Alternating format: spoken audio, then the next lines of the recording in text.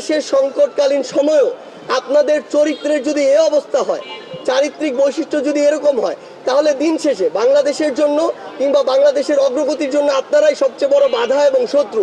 হসপিটালগুলোতে আমরা যেটি দেখছি আসলে এখনো, সেটি হচ্ছে এটি মধ্যস্বত্বভোগী একটি গোষ্ঠী রয়েছে, যেই গোষ্ঠীটি আসলে এখনো পূর্বে তারা যে কাজটি করতো, আসলে বিভিন্নভাবে রোগীদেরকে হয়রানি করার চেষ্টা করত, ওই মধ্যস্বত্বভোগী অংশটি এখনো বিভিন্নভাবে অল্প হোক বেশি পরিমাণে হোক রোগী বা রোগীর গার্ডিয়ানদের কাছ থেকে টাকা নেওয়ার চেষ্টা করে, বিভিন্ন কথা বলে। আমি এই কথাটি স্পষ্ট করে আপনাদেরকে বলতে চাই, আসলে এই দেশের সংকটকালীন সময়েও আপনাদের চরিত্রের যদি এই অবস্থা হয়, চারিত্রিক বৈশিষ্ট্য যদি এরকম হয়, তাহলে দিন শেষে বাংলাদেশের জন্য কিংবা বাংলাদেশের অগ্রগতির জন্য আপনারাই সবচেয়ে বড় বাধা এবং শত্রু।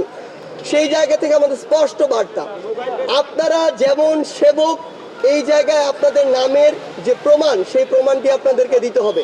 এবং আমরা প্রত্যাশা করি সরকারি মহলে শুধু দেখানোর জন্য, রিপোর্ট দেওয়ার জন্য আমাদেরকে দেখাবেন না যে আমরা সব কাজ করছি। আপনারা আপনাদের জায়গা থেকে যেটি করার দরকার, দেখানোর জন্য নয়, দায়িত্বর জায়গা থেকে এই কাজটি করবেন বলে আমরা বিশ্বাস করি। এবং অন্তর্বর্তীকালীন সরকারের মাননীয় স্বাস্থ্য উপদেষ্টা যিনি রয়েছেন, তার উদ্দেশ্যে আমরা একটি কথা বলতে চাই।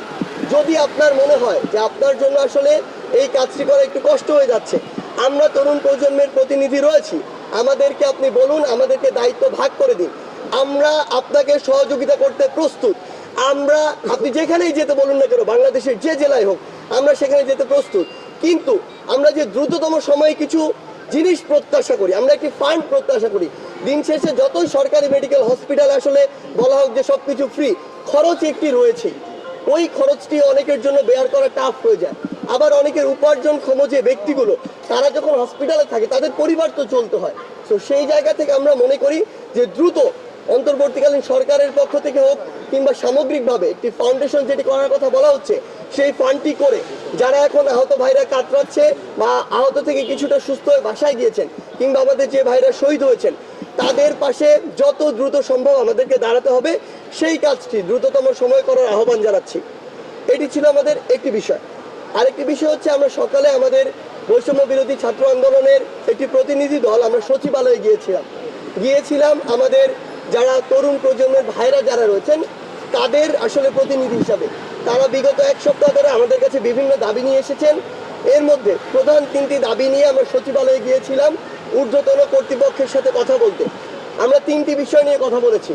প্রথম বিষয়টি হচ্ছে 43তম BCS এর যে রেজাল্ট হয়েছে, আসলে এটির কবে থেকে তারা গ্যাজেটেড হবে, এই বিষয়টি তারা জানতে চাচ্ছে এই কারণ তাদের রেজাল্ট হওয়ার প্রায় 6 মাস থেকে 8 মাস সময় হয়ে গিয়েছে। সেই জায়গা থেকে আমরা তাদের সাথে কথা বলেছি, তারা তাদের জায়গায় বলেছে যে একটি BCS এর যারা, তাদের নিয়োগ হওয়ার থেকে পরবর্তী BCS এর যারা নিয়োগ হয়, এই মধ্যবর্তী গ্যাপটা 1 বছর হলে ভালো। কিন্তু এইটা এমন একটি সময়, এই সময় এত বড় একটি গ্যাপ করলে তাদের জন্য, যারা আমাদের ভাইরা রয়েছেন 43তম BCS এর, তাদের জন্য সমস্যার হয়ে যায় আসলে।